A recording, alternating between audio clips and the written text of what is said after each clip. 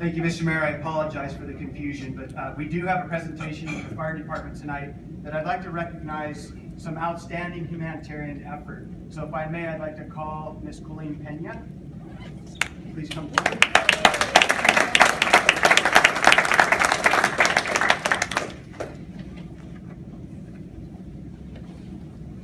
So I need to share a story with you. Ms. Peña was excitedly planning not only one wedding, but two. Is that correct?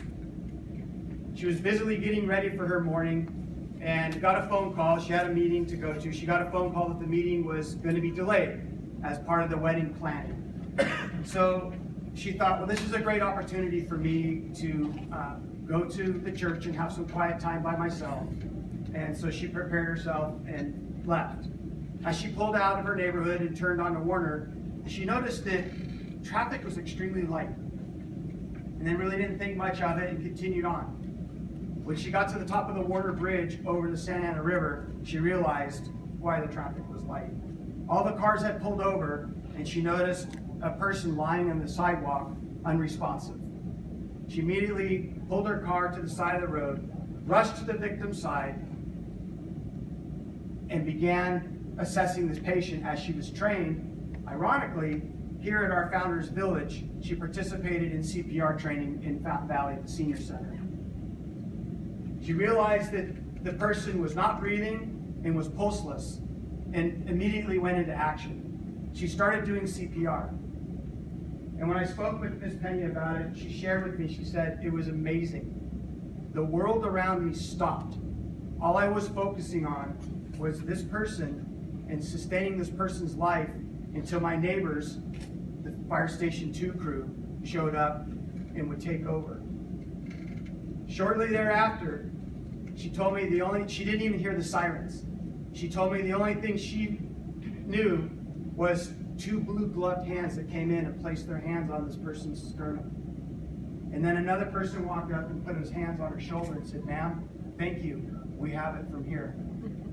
She backed up, and what she shared with me is she felt so good because she knew that her neighbors, the Station 2 crew that's standing at the back of the room, was there and would take over. And they did, and they began doing their advanced life support, and they transported this person to a local hospital. But the great part of this story is because of her efforts, because of what the fire crews did, the teamwork that they put into this, they extended this person's life for a couple of days. And what that meant to the family was they could all come to this person's side in the hospital and say their proper goodbyes and prayer with them. So this doesn't happen every day. We often see things that happen, but we don't really see it because we don't want to get involved. We don't stop. These huge humanitarian acts don't happen every day. So on behalf of the council and the fire department, I truly thank you. I have this coin that I'd like to present to you from the fire department. And on one side, you have glasses on, I don't, but our badge is on one side, and then our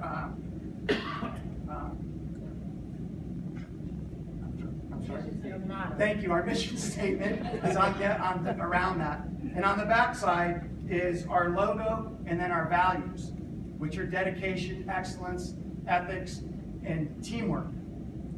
So I present this coin to you that really represents the teamwork that you participated in and what you did for that person that day. And it truly means a lot to our community and meant a lot to our firefighters. And I know that I will always remember that in my heart. And I will share with you one last short story.